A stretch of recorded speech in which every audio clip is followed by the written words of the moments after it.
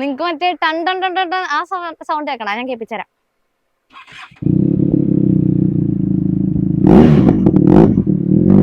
Hi guys, it's മിരിച്ചസ് കൊച്ചിക്കാരി ചൈതി. 6 മക്കളും തെരേസ ബെനലി എന്ന് പറയുന്ന വിധവയും കൂടെ സ്റ്റാർട്ട് ചെയ്ത ഒരു ഇതിഹാസമാണ് ബെനലി എന്ന് പറയുന്നത്. നമുക്ക് അത്ര സുപരിചിതമല്ലെങ്കിൽ പോലും വാഹനപ്രേമികൾക്ക് ബെനലി എന്ന് പറയുന്നത് ഒരു പടക്കുതിര തന്നെയാണ്.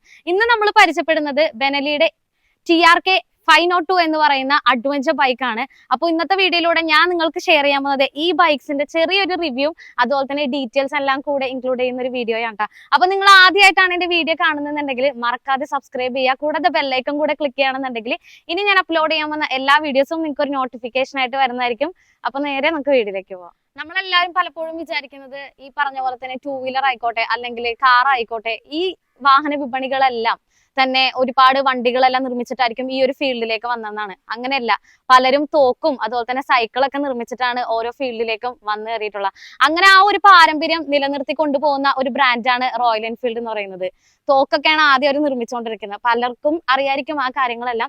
അതുപോലെ തന്നെ ഒരു പാരമ്പര്യം പിന്തുടർന്ന് വന്ന ഒരു ബ്രാൻഡാണ് നമ്മളുടെ ബെനലി എന്ന് പറയുന്നത്. 1911 മുതൽ ഇന്നിപ്പോ 2024 വരെ ബെനലി ഒരുപാട് വണ്ടികൾ നമ്മൾക്ക് ഇൻട്രൊഡ്യൂസ് ചെയ്തിട്ടുണ്ട്.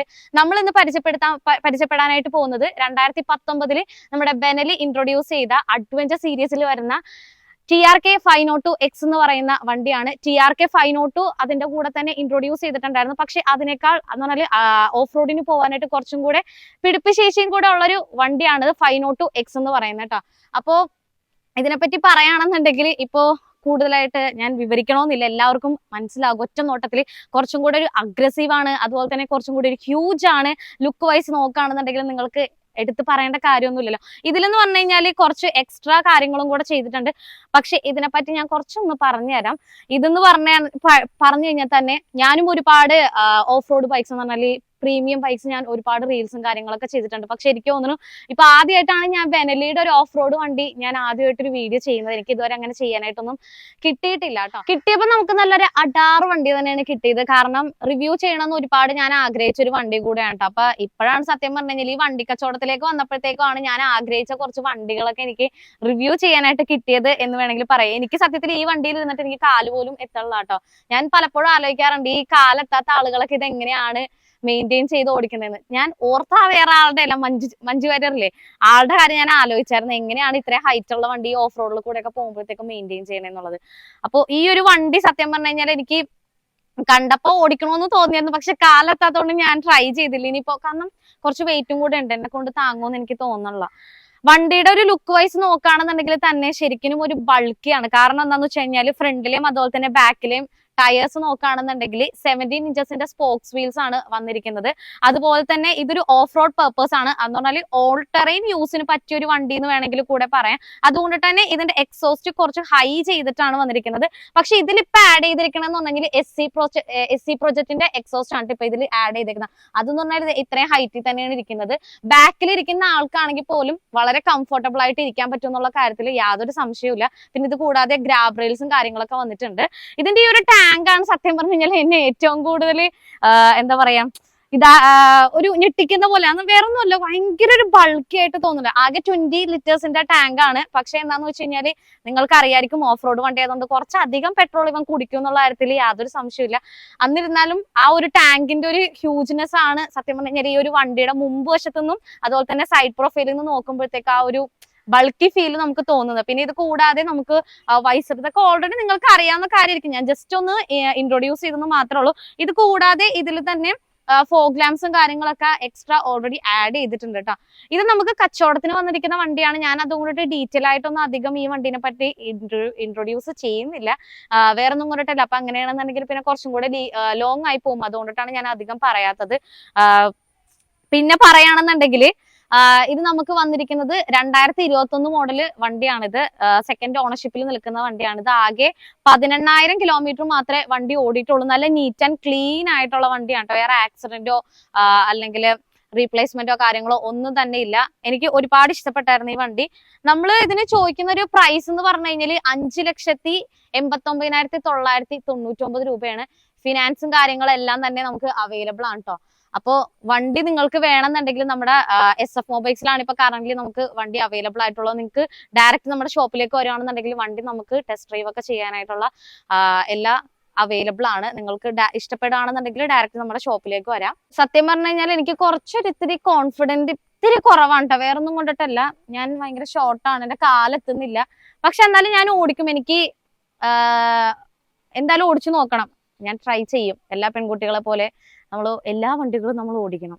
അപ്പൊ അതുകൊണ്ടിട്ട് ഞാൻ എന്തായാലും ഓടിച്ചു നോക്കും എന്തായാലും. അയ്യോ, ഇതെന്താണെന്നറിയാവോ, ഭയങ്കര വെയിറ്റ് എനിക്ക് തോന്നുന്നുണ്ട്. പിന്നെ അതുപോലെ ഈ ടാങ്ക് കണ്ടിട്ട് തന്നെ എനിക്ക് ഭയങ്കര ഹ്യൂജ് ആയിട്ട് തോന്നുന്നുണ്ട്. അതാണ് ഒരു പ്രശ്നം, വേറൊരു കുഴപ്പമില്ല.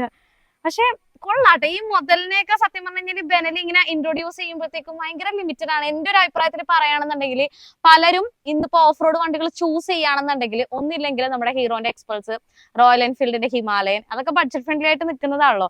പക്ഷെ പലപ്പോഴും വളരെ ചുരുക്കം പേരായിരിക്കും ഒന്നില്ലെങ്കിൽ ഒരു പ്രീമിയം സെഗ്മെന്റിലേക്ക് ഒന്ന് ചിന്തിച്ച് നോക്കാം എന്ന് പറഞ്ഞിട്ട് എടുക്കുന്നത്. ആസ് യൂഷ്വൽ പറഞ്ഞ പോലെ തന്നെ ബെനലി, അതുപോലെ തന്നെ BMW, ആ വണ്ടികളൊക്കെ വളരെ കുറച്ചു പേരായിരിക്കും മേ ബി ചൂസ് ചെയ്യുന്നത്. അത് എല്ലാരെ കൊണ്ടും ഒക്കത്തില്ലല്ലോ. ഇപ്പൊ തന്നെ ഇതിന്റെ പ്രൈസ് നിങ്ങൾ കേട്ടില്ല, 5 ലക്ഷം രൂപയാണ്. എനിക്ക് തോന്നുന്നു ഇറങ്ങിയ സമയത്ത് ഇത് ഏകദേശം ആ ഒരു എന്താ പറയാ ബുക്കിംഗ് ഭയങ്കര കൂടുതലായിരുന്നു. 10,000 റുപ്പീസ് ബുക്കിംഗ് അഡ്വാൻസ് കൊടുത്തിട്ടാണ് ആ സമയത്ത് ആളുകൾ ഈ വണ്ടി എടുക്കാനായിട്ട് ചെയ്തിരുന്നതെന്നാണ് ഞാൻ അറിഞ്ഞത്. എന്തായാലും കൊള്ളാം, എനിക്ക് ഒരുപാട് ഇഷ്ടപ്പെട്ടു കേട്ടോ വണ്ടി.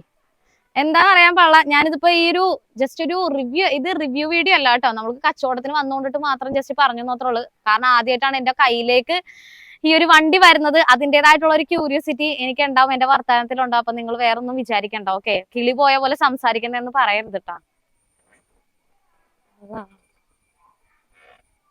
ഇതിപ്പോ ഞാൻ ഡാൻസ് കളിക്കുന്നതിന് തുല്യോ? എനിക്ക് പറഞ്ഞു വരാണെന്നുണ്ടെങ്കിൽ എന്റെ രണ്ട് വിരല് മാത്രമാണ് എനിക്ക് താഴെ കുത്താൻ പറ്റുന്നത് കേട്ടാ. സീരിയസ്ലി പറയാം, ഇത് നമ്മളെ പോലെയുള്ളവർക്ക് പറ്റുമെന്ന് എനിക്ക് തോന്നുന്നില്ല. പക്ഷെ നമ്മൾ ഇതൊക്കെ ഒരു റിവഞ്ച് അല്ല, ഒരു ചാലഞ്ച് ആയിട്ട് എടുക്കുകയാണെന്നുണ്ടെങ്കിൽ നല്ലതായിരിക്കും. ഈ വണ്ടിയൊക്കെ എന്നെ കൊണ്ട് പറ്റും, ഓടിക്കാൻ പറ്റും എന്നുള്ള രീതിയിൽ നമ്മൾ പോവാണെന്നുണ്ടെങ്കിൽ അടിപൊളിയായിരിക്കും. ആൻഡ് ഞാൻ നിങ്ങൾക്ക് ഇതിന്റെ എക്സോസ്റ്റ് ഒന്ന് കേൾപ്പിച്ചരാട്ടോ. ഡിജിറ്റലും അതുപോലെ തന്നെ അനലോഗും ആയിട്ടുള്ള ഇൻഫോർടൈൻമെന്റ് സിസ്റ്റമാണ് ഇതിന് വന്നേക്കുന്നത്.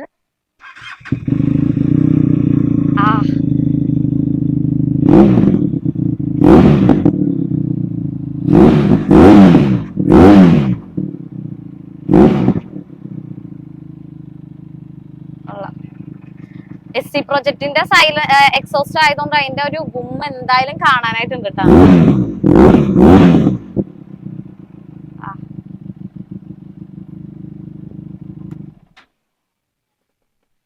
നിങ്ങക്ക് മറ്റേ ടൺ ടൺ ടൺ ടൺ ആ സൗണ്ട് കേൾക്കണം, ഞാൻ കേൾപ്പിച്ചുതരാം.